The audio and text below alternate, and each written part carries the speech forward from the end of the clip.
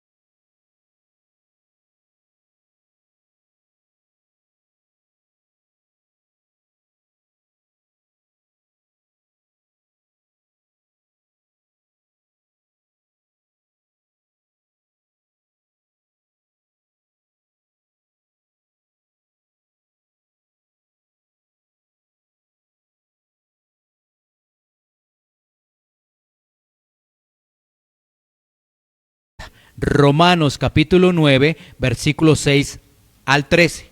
Pero hoy nos vamos a concentrar del versículo 10 al 13, ya que el domingo anterior pues desarrollamos el pasaje del versículo 6 al 9. Así que vamos a leer la palabra de Dios desde el versículo 6. Romanos 9, 6, el tema, la elección de Dios.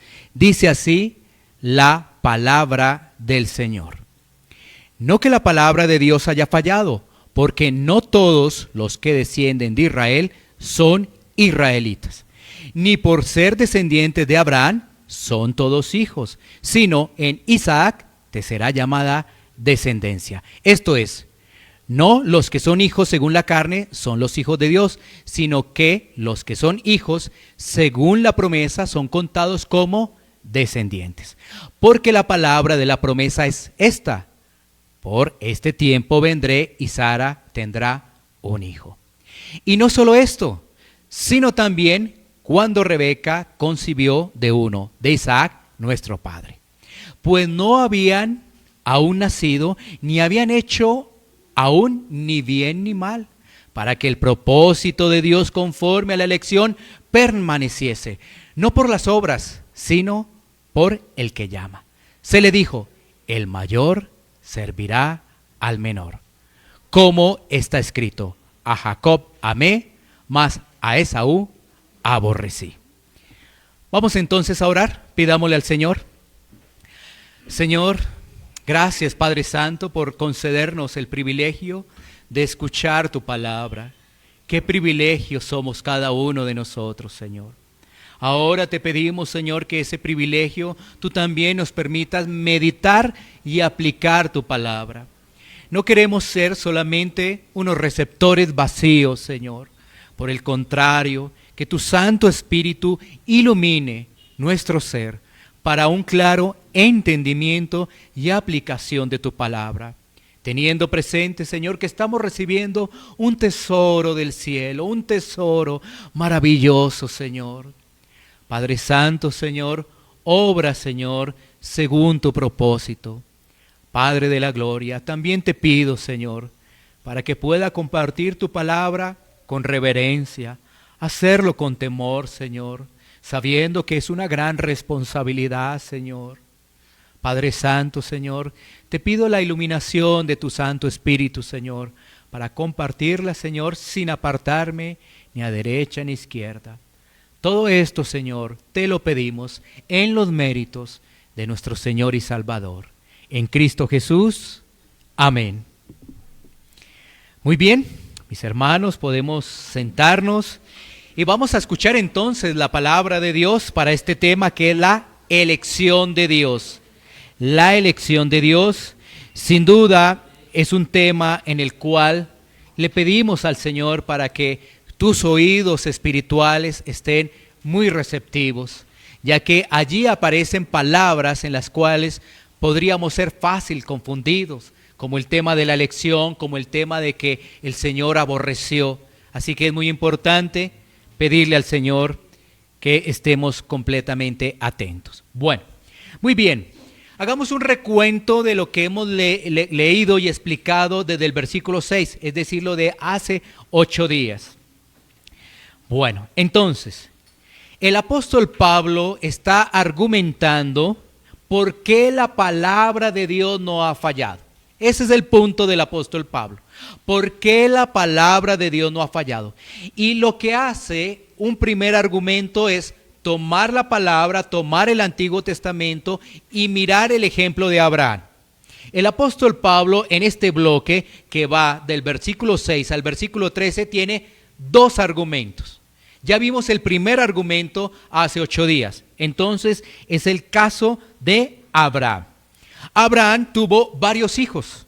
Esto lo podemos corroborar en Génesis 16:16. El primero de ellos es la unión que resultó con Agar, la egipcia, es decir, Ismael. Y esto sucedió cuando tenía 86 años, Abraham. Entonces, ese es su primogénito. Su primogénito es Ismael. Pero cuando tenía 100 años, nació Isaac, es decir, el hijo de la promesa. ¿Sí? Pero con algo en particular. ¿Qué era de particular? Sara era estéril. Mientras que en el caso de la egipcia, es decir, con Agar, es una obra emocional, una obra en la carne, allí no hay nada milagroso. En el caso de la promesa sí está el actuar, el poder de Dios, porque Sara era estéril. Y además Abraham ya tenía 100 años. Esto lo podemos ver en Génesis 21:5. Después de la muerte de Sara, Abraham tomó otra mujer, Cetura, una concubina con la cual tuvo 6 hijos más. Génesis 25:2. ¿Sí? Uno piensa que Abraham tuvo apenas uno, de primera mano, ¿no? Entonces uno dice, ¿quién tuvo? Isaac. Pero después leyendo detenidamente se da cuenta que tuvo a Ismael en primera instancia, el primogénito. Pero muchos no tienen claro que tenía más hijos. Efectivamente lo puedes corroborar en Génesis capítulo 25, versículo 2. Bueno, ahora, de ese primer bloque de argumento del apóstol Pablo, versículos 6 al 9, podemos extractar estos 4 pensamientos. 1. No todos los descendientes de Abraham hacen parte de la promesa. No todos los descendientes de Abraham hacen parte de la promesa. 2. No todos los israelitas son hijos de Dios. 3. Hay hijos de la carne y hay hijos de Dios. 4. Los hijos de la promesa son engendrados de Dios. Vea qué maravillosa es la palabra de Dios y cómo nos podemos degustar en lo que Dios nos enseña. Quiero volverte a repetir estos 4 puntos que sacamos hace 8 días. No todos los descendientes de Abraham hacen parte de la promesa. No todos los israelitas son hijos de Dios. Hay hijos de la carne y hay hijos de Dios. Y los hijos de la promesa son engendrados directamente por Dios. Bueno, eso lo vimos Romanos capítulo 9, versículos 6 al 9. Ahora nos corresponde mirar el segundo argumento del apóstol Pablo. Segundo argumento, que lo vamos a tener del versículo 10 al versículo 13. versículo 10 al versículo 13, tú estás también mirando la palabra de Dios y vamos a tener 3 líneas de pensamiento en estos versículos, 3 líneas de pensamiento.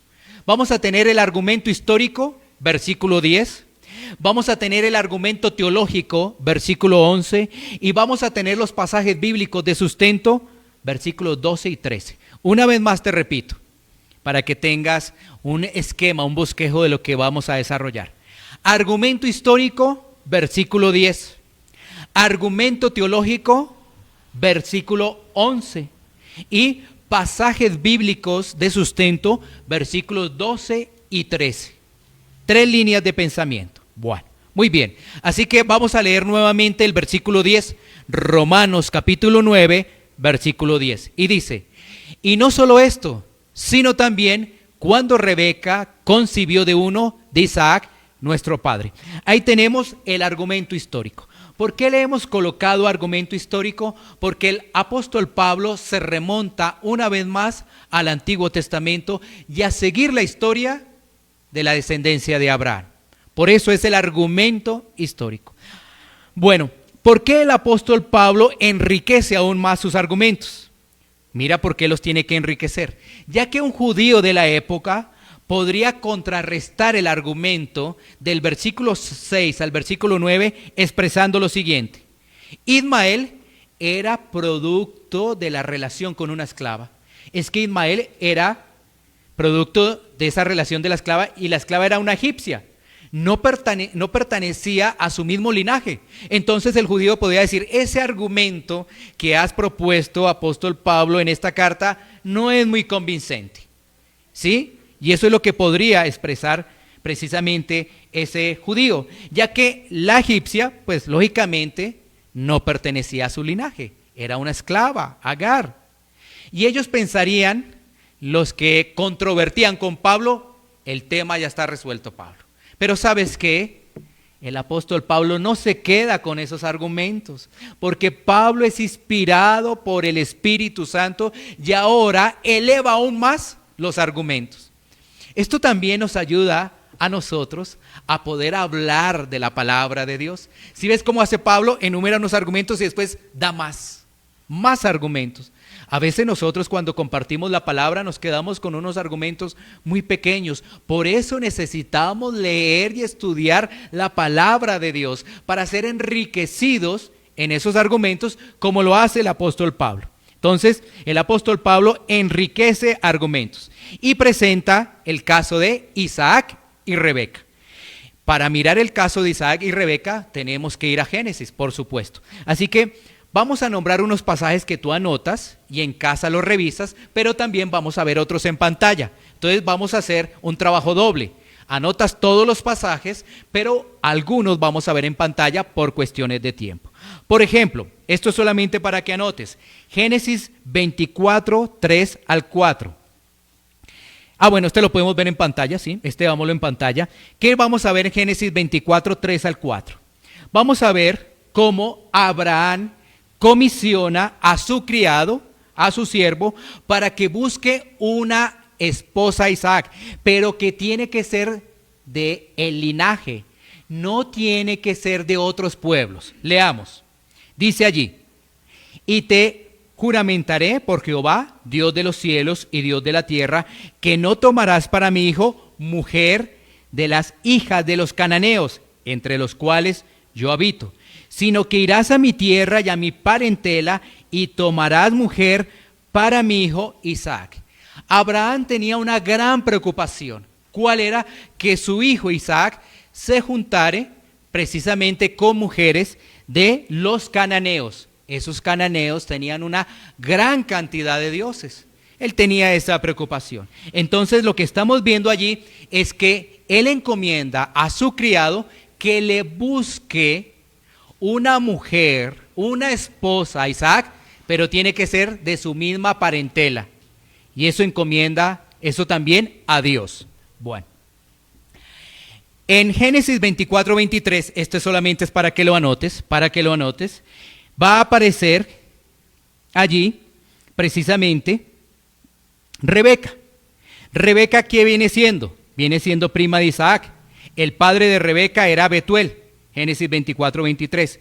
Y vamos a mirar ahora sí un pasaje en pantalla, que es Génesis 25, 19 al 21, para ver que Rebeca no podía tener hijos. El mismo caso de Sara. Bueno, miremos Génesis 25, 19, 21. Dice, estos son los descendientes de Isaac, hijo de Abraham. Abraham engendró a Isaac. Y era Isaac de 40 años cuando tomó por mujer a Rebeca, hija de Betuel arameo de Padán Aram, hermana de Labán arameo. Y oró Isaac a Jehová por su mujer, que era estéril, y lo aceptó Jehová, y concibió Rebeca su mujer. Este pasaje también nos da buenas herramientas para ver la descendencia de su esposa. ¿Sí? Vemos allí el padre que es Betuel, y vemos también que tenía un hermano que era Labán. Además, con Labán va a tener, en este caso más adelante Jacob, pues va a tener ahí como un rifirrafe, ¿no? Como una situación entre ellos que les gustaba mucho engañar. Bueno, pero más adelante lo vemos. Y el versículo 21 nos dice que Isaac oró. Miren que aquí hay un punto muy interesante. Mientras que en el primer caso de Abraham y Sara, Sara es estéril. Sara, ¿sabes qué dice? Bueno, mira, yo soy estéril, no hemos podido concebir, aquí está la sierva. Mira que ahora es diferente este caso, porque es Isaac el que ora a Dios para que Rebeca pueda concebir. O sea que vemos a Isaac dependiendo de Dios, no haciendo las cosas a la ligera, no tomando decisiones a la ligera, sino dependiendo realmente de quién debemos depender cada uno de nosotros, es de Dios. Si dependemos de nosotros mismos, decisiones a la ligera que se convierten en malas decisiones, y eso se convierten en problemas, y eso nos acarrea muchísimas cosas más. Pero en este caso dice la palabra en el versículo 21 que oró Isaac a su mujer. ¿Y qué pasó? Jehová oyó. Y Jehová le concedió que pudiera quedar en embarazo. Bueno, ahí tenemos ya el tema o el argumento histórico. Ya sabemos un poco de la historia de Isaac, de Rebeca, de que era estéril, de que concibió. Ahora pasemos al punto del argumento teológico, que está en el versículo 11. Volvamos a Romanos 9:11, que es nuestro pasaje central, para mirar precisamente ese argumento teológico. Mira lo que dice. Leámoslo muy despacio para poder entender palabras claves allí. Pues no habían aún nacido, ni habían hecho aún ni bien ni mal, para que el propósito de Dios conforme a la elección permaneciese, no por las obras, sino por el que llama. Ahí aparece una palabra clave que es la elección. Elección. ¿De quién? De Dios. La elección no es del hombre. Muchas personas piensan que pueden elegir a Dios. ¡Qué grave error! Aquellas personas que piensan que pueden elegir a Dios todavía están muy orgullosas, muy soberbias. Todavía están muy lejos de Dios. ¿Tienen esperanza? Sí, si se arrepienten, por supuesto que tienen esperanza. Bueno, así que miremos el pasaje, ese versículo 11, para desarrollar el argumento teológico, que está haciendo referencia a que Dios es el que elige. ¿Cómo elige? Conforme a su propósito. Vamos despacio para que no te pierdas. Dios es el que elige. ¿Cómo elige? Conforme a su propósito. Y que eso no está basado en obras. Sígueme ahí con cuidado. Eso no está basado en obras, sino está de acuerdo al llamado bajo el decreto de la elección. ¿Sí? O sea, eso depende, es el llamado de Dios. No es por las obras, es de acuerdo al llamado de Dios. Bueno, volvemos a Génesis para ampliar más este concepto teológico, porque ¿sabes qué? Va a aparecer allí en la historia, van a aparecer ahí dos gemelos, dos hermanos, es decir, Jacob y Esaú. Mejor, Esaú y Jacob, porque quien nació primero fue Esaú, pero eran gemelos, ¿sí? ¿Qué quiere decir ese tema de que son gemelos? Que son alumbrados en un mismo parto, ¿sí? Para que también tengamos esa claridad, alumbrados en un mismo parto. Entonces, vamos a ir a Génesis 25, 27. Génesis 25, 27 para mirar las características de este par de gemelos. ¿Por qué? Porque si uno no lee detenidamente la historia de Génesis y la lleva a Romanos, ¿uno qué va a comprender? Yo ya sé por qué el Señor escogió a Jacob. Yo ya sé por qué lo escogió. Porque él no desechó la primogenitura. Porque él no se comportó mal. Porque Jacob era buena persona. ¿Cierto? Ya sé por qué desechó a Esaú. Es que Esaú desechó la primogenitura. Entonces, cuando nosotros no leemos bien la palabra de Dios, vamos a sacar conclusiones erradas y nos vamos a desviar realmente para poder comprender este tema. Así que Génesis 25, 27 nos da las características de los niños o de los chicos. Dice, y crecieron los niños, y Esaú fue diestro en la casa. Característica de Esaú, diestro en la casa, hombre del campo, pero Jacob era varón quieto que habitaba en tiendas. O sea, que aquí lo que tenemos es dos personas diferentes, dos hermanos completamente diferentes. Un hermano que es muy hábil para traer la comida en el tema de caza, en el tema de animales, es muy hábil. Y otro hermano que es más bien quieto, que aún prepara la comida. Vea, uno la caza, el otro la prepara. Cada uno tenía una forma de ser. Como somos nosotros hoy en día, cada uno es diferente, ¿no? Los que tenemos aquí hermanos en carne, sabemos que somos diferentes. A uno le gusta una cosa, a otro le gusta otra cosa, ¿sí ves? Es lo mismo.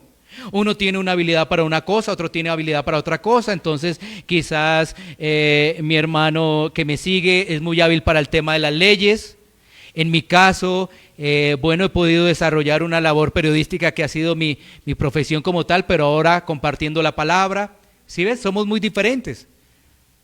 Bueno, entonces, ya vemos las características de Esaú y las características de Jacob. Ahora miremos ahí en Génesis 25, 29, 33, el desarrollo de la historia.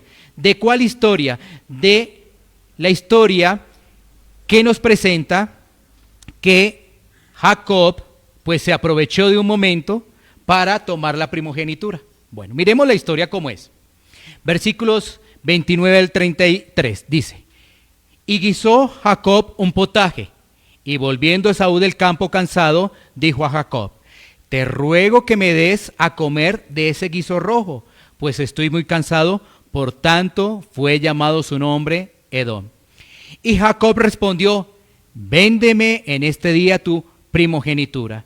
Entonces dijo Esaú, he aquí, yo me voy a morir, ¿para qué pues me servirá la primogenitura? Y dijo Jacob, júramelo en este día. Y él le juró y vendió a Jacob su primogenitura. Entonces, ¿qué veríamos ahí?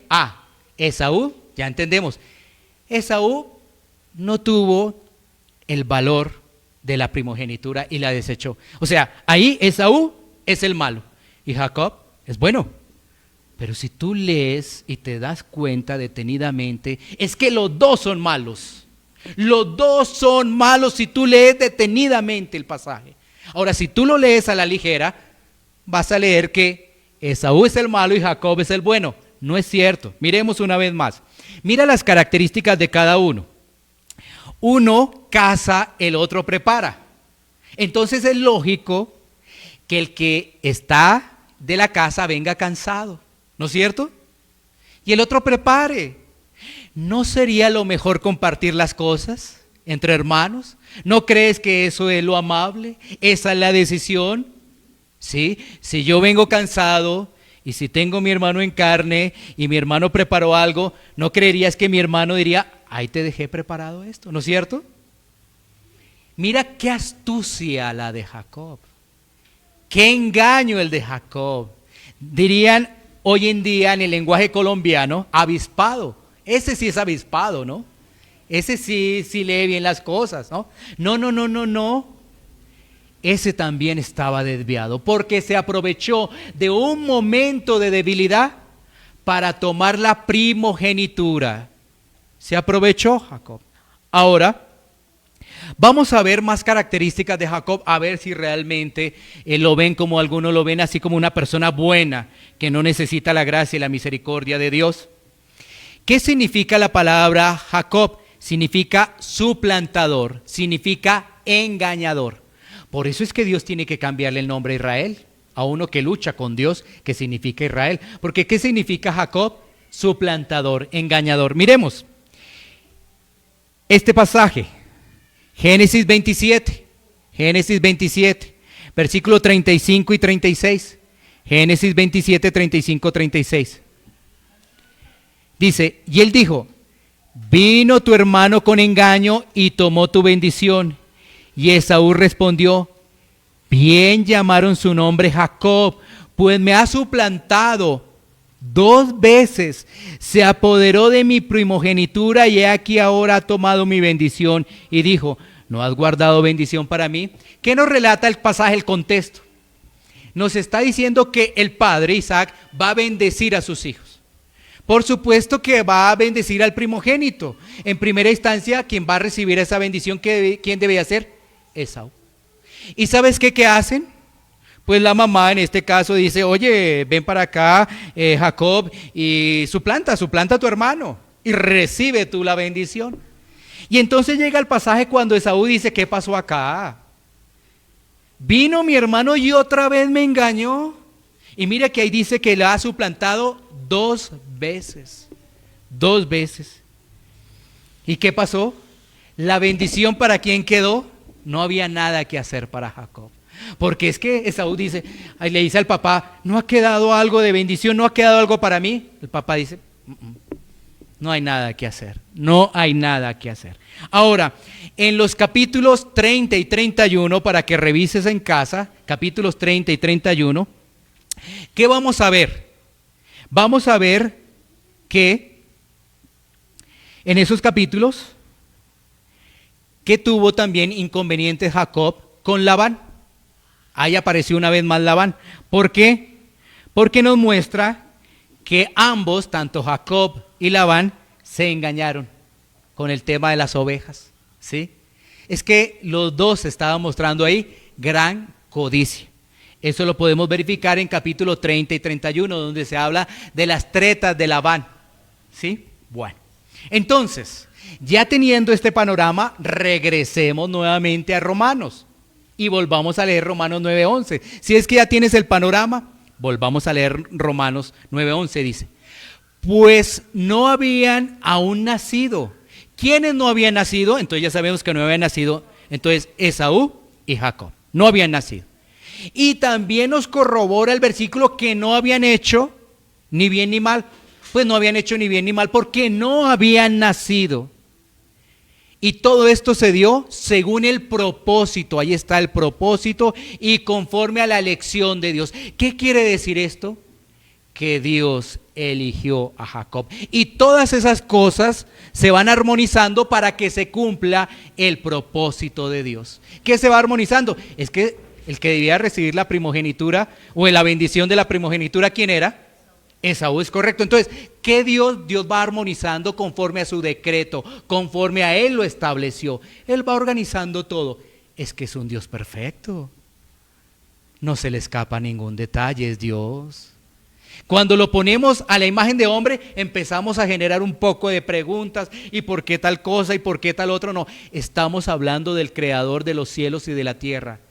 Del creador de todo, absolutamente todo, de lo que vemos y aún no vemos. Entonces, el propósito de Dios no depende de nosotros, no depende de nosotros.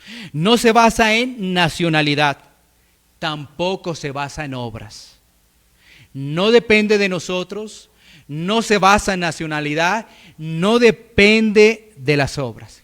¿Qué tal que dependiera de nosotros? Que somos ¿qué? Falibles, que somos débiles, que hoy cambiamos de opinión, mañana pensamos otra cosa. Imagínate cómo somos los seres humanos, ¿no? Hoy estamos pensando una cosa y mañana tenemos otra. ¿Sí? ¿Cómo somos los seres humanos? Por ello, toda la gloria es para Dios. Toda la gloria es para Dios. ¿Por qué? Porque Él ha hecho una elección bajo el parámetro del amor. Él ha hecho una elección, uno, en soberanía. Dos, no previendo en el futuro lo que iban a hacer esas personas. Y tres, en amor. Porque a veces algunos piensan, no, ¿sabes qué? Yo arreglo esto. Algunos dicen, yo voy a arreglar esto. Dios previó en el futuro que esas personas iban a hacer eso. ¿Sí? Pero ¿sabes qué? Eso no nos dice el pasaje. El pasaje es muy claro, que Dios soberanamente hace eso sin estar mirando el futuro. Vamos a ver si Pedro y María, esas obras, vamos a ver las obras que van a hacer en el futuro. Ah, sí, como esas obras las van a hacer en el futuro, yo los voy a llamar. No, así no es. Así no es. Es que Dios, sin mirar nada de eso, escoge antes de la fundación del mundo. Pues eso lo dice el pasaje, ¿sí? Porque enfatiza que no habían hecho ni aún ni bien ni mal. Así que no podemos decir que Jacob y Esaú, que uno era más bueno que el otro, no. Lo que podemos decir es que ambos necesitados de Dios.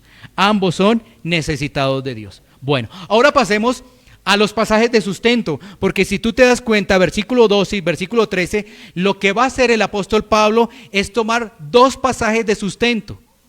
Génesis 25, 23 y Malaquías capítulo 1, versículo 2 y 3. Eso es lo que hace Pablo, seguir sustentando con la palabra de Dios sus argumentos. Así que cuando nosotros hablemos la palabra. Cuando nosotros argumentemos la palabra. Como lo hace allí el apóstol Pablo. Entonces, Romanos 9:12 dice, se le dijo, el mayor servirá al menor. Esa es una cita que está en Génesis 25, 23. Pero lo vamos a tomar desde el versículo 22 para entender un poco más. Entonces, Génesis 25, 22, 23, lo vamos a ubicar allí en pantalla.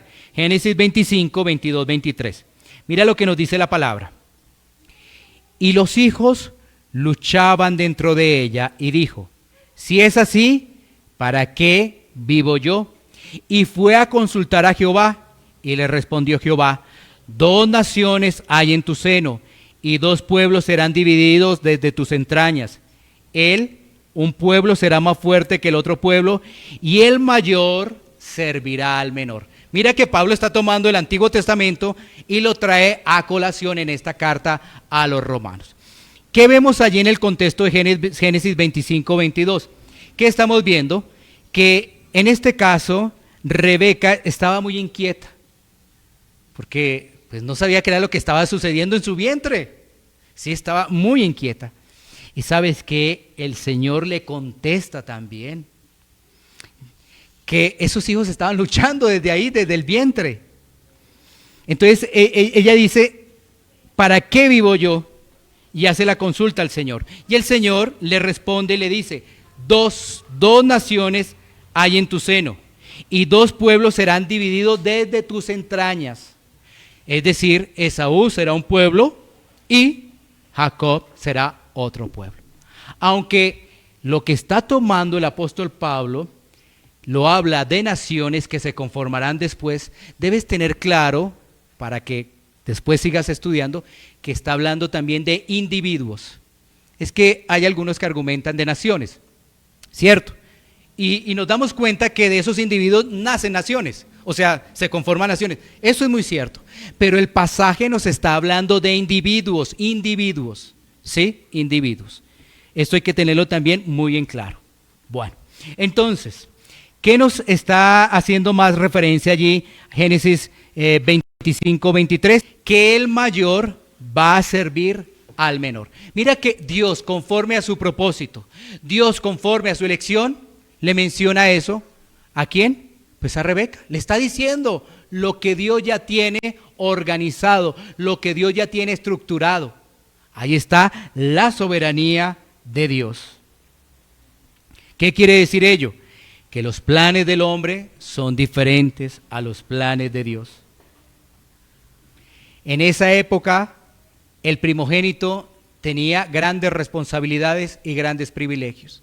Y todo eso cambió. ¿Por qué? Por los planes de Dios. Si ves, ¿qué era lo normal? Lo normal era que Esaú tomara la batuta, tomara la primogenitura. Eso es lo normal, ¿no es cierto? Pero ¿qué ocurrió? Que la tomó fue Jacob. Los planes de Dios son diferentes a nuestros planes. Y como dijimos hace 8 días, no siempre lo que parece más expedito es el camino por donde debemos ir. Nosotros pensamos el camino más expedito, mire, está libre, no hay inconvenientes, no hay problemas, metámonos por ahí. No, no siempre es así. Bueno, pasemos al otro versículo, que es el versículo 13, donde dice, como está escrito, a Jacob amé, mas a Esaú aborrecí. Claro, son palabras fuertes, pero el apóstol Pablo no está sino que más que haciendo que tomar Malaquías. Yo no sé si tú te habías percatado que está tomando Malaquías capítulo 1 versículos 2 y 3, así que leamos esa porción bíblica. Malaquías capítulo 1 versículos 2 y 3 dice: yo os he amado, dice Jehová, y dijiste, ¿en qué nos amaste? ¿No era Esaú hermano de Jacob? Dice Jehová, y amé a Jacob, y a Esaú aborrecí, y convertí sus montes en desolación, y abandoné su heredad para los chacales del desierto. Mira, hay dos iguales, pero a uno lo amó, y al otro no. Pero hay dos iguales, Jacob y Esaú, y está diciendo que él puso su mirada de amor en uno, al otro lo dejó, al otro lo desechó. Eso es lo que tenemos que mirar a lo que está diciendo ahí del pasaje de Romanos 9:13, ¿no? A Jacob amé, mas a Esaú aborrecí, es decir, no lo tomó. Mientras que en Jacob el Señor pasó todas sus bendiciones, todo su amor, no tuvo eso con Esaú. Vemos allí una elección soberana, pero también estamos viendo una elección incondicional, porque tenía uno más que otro, no, eran iguales, ¿sí? Y cuando hablamos de igualdad, todos somos pecadores, ¿sí? Porque la gente, y eso es lo que se va a desarrollar más adelante, porque ¿sabes qué hace Pablo? Pablo se le adelanta a sus adversarios. ¿Es Dios injusto? ¿Está Dios equivocado? ¿Es Dios malo? No, Pablo se adelanta, es que la palabra es tan hermosa. No, Dios no es injusto. Todos pecadores, todos absolutamente pecadores. Así que este pasaje nos muestra que la elección de Dios está basada en su plan soberano y de amor, y que escogió a Jacob. Ahora, uno podría decir, y bueno, ¿por qué escogió a Jacob? Bueno, es que es soberano, Dios es soberano. ¿Sí? Porque eran iguales, pecadores. ¿Sí? Con un padre, un solo padre, Adán, descendientes de ese linaje, hasta que se cumplió la promesa en Cristo. Ahora miremos estos 5 puntos aplicativos, 5 puntos aplicativos. Primer punto aplicativo: debemos descansar en el plan perfecto de Dios. Debemos descansar en el plan perfecto de Dios. A veces, ¿qué ocurre? Empezamos a generar muchas preguntas especulativas, ¿no? Que hemos escuchado por ahí. Que Dios es injusto, que nosotros somos robots, que tal cosa, que la otra, sí, todo ya lo tiene planeado Dios, entonces nosotros venimos siendo los títeres de Dios. Pero, ¿eso qué hace? Que unos corazones que están soberbios crezcan más en la soberbia. ¿Qué debemos hacer los hijos de Dios? Descansar en Él, en su plan perfecto. Es que Dios no se equivoca. Como hemos visto, Dios no se equivocó escogiendo a Jacob. Es que Él se equivocó, debía escoger a Esaú. Vea, no, Él no se equivocó para nada. Debemos descansar en ello. Por ejemplo, en todo lo que se ha vivido en este año. Un año diferente a los años comunes. Debemos descansar en Él, descansar en Dios, en su plan perfecto. Qué año tan terrible, este año ha sido tremendo, ha sido lo peor de lo peor. No, descansemos en Dios. Descansemos en el Señor. Segundo punto, debemos siempre recordar que la salvación es por gracia. La salvación es por gracia. Y que es la elección incondicional. La elección es incondicional. ¿El Señor ve algo? No. Incondicional. Es por gracia, porque la gente fácilmente, el ser humano fácilmente se jactaría de sus obras, ¿no? Es que yo sí hago esto, es que yo sí leo, es que si yo doy, es que si yo hablo, es que fácilmente se jactaría de ello. Pero ¿sabes qué? Debemos recordar que la salvación es por gracia. ¿Qué quiere decir gracia? Un regalo inmerecido, un favor inmerecido. No merecíamos esto. No merecemos estar acá, no merecemos estar escuchando la palabra, no merecemos que Dios nos haya llamado, no merecemos que Dios nos haya escogido. Esa es la verdad. Esa es la verdad. Dios escoge soberanamente, soberanamente. Tercer punto, este pasaje nos llama es a la humildad, nos llama es a la humildad. ¿Por qué? Porque si tú analizas tu vida, así sean los más pequeñitos que ya tienen conciencia, ¿no? Se van a dar cuenta cómo actúan. Por ejemplo, los pequeñitos, cómo desobedecen a sus padres. ¿Sí ves? Los que ya tienen conciencia, cómo desobedecen. ¿Sí ves? Porque el pequeñito, no, yo no soy grande para hacer cosas malas. No, yo todavía no. No, ¿cómo desobedeces a papá y a mamá? ¿Ves? Y los que ya tenemos más años, entonces viene ese recorrido de pecado. Pequeños desobedientes a papá y a mamá. Adolescentes no nos sujetamos. Cuando ya somos grandecitos, que nadie nos diga nada. ¿Sí? ¿Sí es? Y empezamos a ver ese recorrido de pecado tan grande. Empezamos a ver si tuviéramos un libro de los pecados, que esos se llenan y se llenan los libros y toca comprar más libros de tantos pecados. ¿No es cierto? Y entonces uno dice, ¿cómo es posible que Dios haya escogido a una persona que se burlaba de él? Porque si yo no honro a papá y a mamá, me estoy burlando de Dios. Si yo no me sujeto, me estoy burlando de Dios. ¿Cómo es posible que Dios tenga misericordia? ¿Cómo es posible? Si ves que ahí sí ya cambia, porque una cosa es la soberbia, no, es que ¿cómo fue a hacer eso Dios? Es que Dios cómo así, que aborrece o que tal cosa o tal otra. Pero cuando la cosa viene en humildad, ya nos cambia el panorama. Porque ya uno dice, ¿cómo es posible que Dios haya escogido a uno que se burlaba de él, que lo rechazaba? Y vuelvo y reitero, cuando tú no eres obediente a la palabra, te estás burlando de él, lo estás rechazando. Y aunque somos cristianos, todavía seguimos pecando. Aún siendo cristianos, unas cosas nos sujetamos, otras no. ¿Sí ves? Por eso el apóstol Pablo les está diciendo a sus judíos, ustedes que se creen salvos, están perdidos. Ustedes que se creen de un linaje, están perdidos. Ustedes que oran en las afueras, lo que pasaba con los fariseos, ¿no?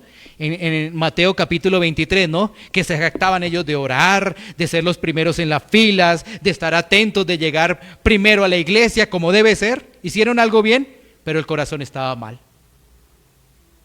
¿Sí ves? Mira el punto, porque es que hay una situación compleja que uno nota en las redes al no entender bien la palabra. Uno dice, o sea que el legalismo no venir primero a la iglesia. No, el problema es el corazón. Si vienes con un corazón solamente para que los demás te vean, sí está mal. Pero si vienes con un corazón dispuesto, sí está bien. Sí está bien. Sí me hago entender. Por ejemplo, hoy en día dicen, en medio de toda esta pandemia, dice, cada uno somos una iglesia. ¿Pero ese es el concepto del Nuevo Testamento? No, porque la iglesia es cuando se reúnen los santos. Y fácilmente, ¿qué hace la persona? Nos reunimos aquí mi familia que somos los santos. Y bueno, ¿y los santos de otro lado dónde están? Si fácilmente las personas se engañan a colocar mensajes que tienen una doble intención y que no enseñan.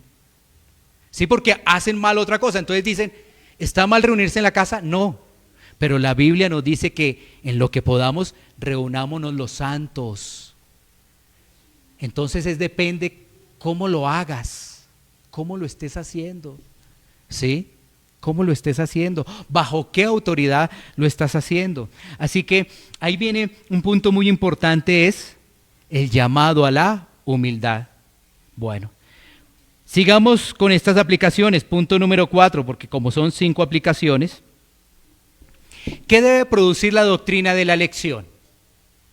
¿Soberbia, orgullo, altivez? No, por el contrario. Gratitud, gozo y adoración. Gratitud, gozo y adoración. ¿Por qué gratitud? ¿Cómo no voy a estar agradecido con Dios? Si me escogió por pura misericordia, no había nada bueno en mí, ¿cómo no voy a estar lleno de esa gracia? O sea, dándole gracias a Dios. ¿Cómo eso no se convierte en gozo para mi vida, por más problema que venga a mi vida? Entender que nada ni nadie me puede separar del amor de Cristo ya. Cualquier problema, la enfermedad más catastrófica, ¿me va a separar del amor de Cristo? No. La bancarrota más tremenda, ¿me va a separar del amor de Cristo? No. No hay ningún problema en este mundo que me separe del amor de Cristo. Y en una mejor adoración. ¿Sí? ¿Por qué? Porque vuelvo y reitero, como venimos de contextos tan complejos, nosotros no adoramos como debe ser. Tema del día del Señor. Si ves, la gente no lo toma en cuenta, porque dice fácilmente, es que eso no es aplicable para estos días, o es que la ley ya tal cosa, o es que tal, sí, no se toma en cuenta ello. Y una forma para adorar debidamente está en el día del Señor. Hacerlo reuniendo los santos, compartiendo con ellos, participando de las ordenanzas, cena del Señor, ¿sí? Compartiendo y siendo edificados los unos a los otros. Porque siendo hermanos, todos somos iguales. Todos somos iguales. El que sabe más muestra más humildad para servir al que no sabe tanto. ¿Sí ves qué hermoso? El que sabe más muestra más humildad para servir al que no sabe tanto e instruirlo en la palabra. Ese es el ejemplo de Cristo. Pero el ejemplo mundano y carnal es, este no sirve, este no entiende, este es bien bruto, este no sabe la palabra, su comportamiento es deficiente. ¿Sí? Pero si Dios te ha dado más en el conocimiento, más vas a servir con diligencia, mejor vas a adorar al Señor. Bueno, y no vamos a servir conforme a nuestros pensamientos o a lo que nosotros creemos que eso es así. Y punto número 5, la doctrina de la elección incondicional no elimina la necesidad de predicar el Evangelio. La doctrina de la elección incondicional no elimina la necesidad de predicar el Evangelio. ¿Por qué? Porque cuando tú lees la Biblia, te vas a dar cuenta que Dios determinó que a través de la palabra de Dios las personas sean despertadas y reconozcan a Cristo como Señor y Salvador. Y eso lo va a seguir exponiendo Pablo en el capítulo 10, capítulo 11, eso es lo que va a seguir exponiendo. Va a decir, judíos, crean en Cristo, crean en Cristo. La fe es por el oír y el oír la palabra de Dios, la palabra de Cristo. No sigan depositando su confianza en sus propias fuerzas, que porque leyeron la Biblia ya son cristianos. Entonces, otro punto, ¿no?, de comparaciones. Dice, no, leer la Biblia, no. O sea, hay que leer la Biblia y hay que dar testimonio. Son las dos cosas. Las dos cosas deben ser. Porque uno dice, no, leer tanto la Biblia es malo. No, lee la Biblia y aplica la palabra de Dios. Aplica la palabra de Dios. Uno dice, ¿de qué sirve esa persona que tanto lee la Biblia? Pues no la ha aplicado. Recuerda siempre que, es que yo veo muchos mensajes en redes que tienen una verdad a medias. Y siempre se debe colocar todo completo. ¿Está mal leer la Biblia? No. Lo que pasa es que muchas personas no la aplican. Muchas personas no tienen testimonio. Así que este punto número 5 nos habla de seguir compartiendo la palabra de Dios, seguir anunciando las buenas nuevas de salvación. Porque ¿sabes qué podría decir una mente así rápida? Como Dios ya sabe quiénes son sus elegidos, esos, así nadie les hable, se van a convertir. No, hay que hablarles de la palabra. ¿Qué quiere decir eso? Que la responsabilidad del hombre no queda eliminada. Porque ¿quién es el que predica? Pues el Señor, que pone el querer y el hacer en uno, ¿sí ves? Porque uno dice, no, pues más bien nosotros no digamos nada. Dirían, hasta las piedras pueden hablar. Sí, las piedras pueden hablar, pero ¿sabes qué? Dios te ha puesto para que tú y yo hablemos. Y ese ejemplo era para darse cuenta, cuando se habla que de las piedras aún se pueden levantar hijos de Abraham, era para que se dieran cuenta los duros de corazón. Entonces, como malinterpretamos los pasajes, hay que hablar de Cristo. Pero no hables si no hay buen testimonio, porque para eso se necesita el testimonio, las dos cosas. Es decir, tú vas a hablar de Cristo, oración y hablas, porque estás dando testimonio. Pero imagínate personas que andan en adulterio y diciendo Cristo te ama. Personas que andan en una cantina y Cristo te ama. ¿Eso qué es? Personas que están en las fiestas del mundo y Cristo te ama. ¿Eso qué es? Esas personas van a venir, me lo van a atender, es un mensaje emocional. Pero no se van a convertir. Porque el que convierte es Dios. Cuando una persona te ve pasando por una crisis, pero confiando en el Señor, y tú le compartes, ¿no crees que esa persona te va a poner atención? Y cuando tú le vas a decir, es que la salvación no depende de mí, es un instrumento lo que hay. Estudiemos la Biblia, miremos qué es lo que nos dice la palabra de Dios. Así que tenemos que derribar esos argumentos que cuando se habla de la elección incondicional no hay que predicar el Evangelio. Hay que derribar claramente esos argumentos, porque la palabra nos dice que la fe viene por el oír y el oír la palabra, o sea, ser expuestos al Evangelio. Que nuestro corazón pueda ser ¿qué? Confrontado. Que nuestro corazón pueda ser ¿qué? Pueda tener ser redarguido para que podamos realmente ir a Cristo en arrepentimiento y fe. Finalmente, para concluir este mensaje, el apóstol Pablo sentía mucha tristeza por las personas. En este caso, sus paisanos o sus connacionales, porque ellos pensaban que eran herederos de Dios y realmente estaban perdidos. Estaban perdidos. ¿Cómo tú y yo podemos saber que Dios ha tenido misericordia de nosotros? Pues cómo tú recibes la palabra y cómo la aplicas. Eso es. Cómo tú la recibes y la aplicas. Listo. La recibiste y te entró por acá y lo por acá. Estás engañado. Claramente estás engañado. ¿Quién te engaña? La carne, el diablo, el mundo. Y le dices a los demás, soy cristiano, me voy para el cielo. Imagínate esa persona el día que parta y sus ojos abiertos en el lago de fuego. ¿Sí ves? Por eso es, ¿cómo sabes que eres cristiano? ¿Cómo recibes la palabra? ¿Y cómo la aplicas a tu vida? En todo lo que hemos hablado en esta mañana, en el fruto, antes del sermón, en todo lo que hemos hecho referencia. Porque cuando tú dices que todo está bien, es cuando todo está mal. Todo está mal. Así es. Cuando uno dice, ¿cómo está tu vida? No, bien.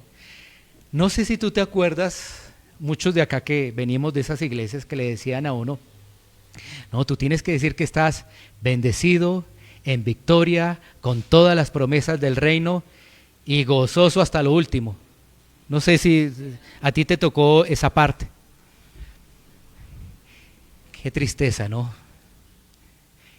Y muchos más bien podrían decir hoy en día, no, Dios ha tenido gracia y misericordia porque ahí voy luchando con el pecado. Ahí voy luchando, ¿sí? ¿Qué quiere decir eso? Una actitud súper espiritual, mejor dicho, no lo toca nada ni nadie, ¿sí? Pero ¿qué quiere decir la otra? Un cristiano de carne y hueso, que está luchando día a día. Que hay días muy duros y hay otros días donde ha contado más la misericordia de Dios porque se ha dado cuenta cómo Dios le ama aún en medio de todas esas situaciones. ¿Sí ves la diferencia? ¿Sí ves la diferencia? Por eso muchos de esos están engañados porque le enseñaron mal. Pero nosotros debemos entender que más bien estamos dispuestos a seguir aprendiendo, a tener un corazón dispuesto, a que nos siga enseñando la palabra de Dios, a servirle a los demás. Y uno dice, ¿y a quién le sirvo? Sí, ya le serví a mi vecino. ¿A cuántos de tu iglesia local le sirves, de tu iglesia? Donde Dios te trajo. ¿O crees también que fuiste tú por tus propios méritos que llegaste acá? Ah, si fue así, yo creo que en 1 o 2 meses no te vuelvo a ver, porque te trajo tus emociones. ¿Sí? Como muchos ha pasado, no se vuelven a ver, porque que vinieron sus emociones. Hace poco leí algo en Facebook que me pareció tan contundente de un pastor de Estados Unidos. Dijo, muchas personas estaban anhelando sana doctrina y salían de esas iglesias, pero cuando llegó la sana doctrina, se empezaron a retraer. Dejaron de servir, dejaron de ser dispuestos, dejaron de atender el llamado de Dios en oración. ¿Sí ves? Y tan anhelosos que tenían sana doctrina, y cuando llegaron a la sana doctrina, ¿sí ves? El corazón es engañoso y esas personas no se dieron cuenta que solamente tenían algo superficial. Sí, algo muy superficial. Si aquí todavía tuviéramos personas, cuando se inició esto en el año 2014, esta palabra sería muy precisa para ellos. Pero sabes que la palabra es vigente para todos. Así que no importa el del 2014, para el del 2020 nuevo también es la palabra. Y para que nos demos cuenta cómo es nuestro corazón de egoísta, y aún estando en Dios, Sin embargo, a esas personas, a todas esas personas y a todos nosotros, incluyéndome a mí, cuando ocurren esas situaciones que uno, yo como que me voy, yo creo que tal cosa, deberíamos revisar nuestras intenciones, deberíamos revisar nuestro corazón y darnos cuenta que el problema es de nosotros. Siempre miremos, matrimonio, el problema es de ella. Los hijos, el problema es de él. ¿Sí? La iglesia, el problema es de él. Pero nunca miramos que el problema es nosotros, cada uno de nosotros. Ahí crecemos en humildad. Así que sigamos predicando la palabra de Dios, y aquellos que realmente no ven esos frutos, clamen al Señor por arrepentimiento y fe. Clamen que en Cristo hay esperanza, en Cristo hay salvación. Vamos a tomar un tiempo para poder orar. Corazón, Barrio Castilla en Bogotá, Colombia. Calle Octava bis A, número 7735, segundo piso. Sitio web www.pandevidaparatucorazon.com. Porque la palabra de Dios es viva y eficaz, y más cortante que toda espada de 2 filos, y penetra hasta partir el alma y el espíritu, las coyunturas y los tuétanos, y discierne los pensamientos y las intenciones del corazón.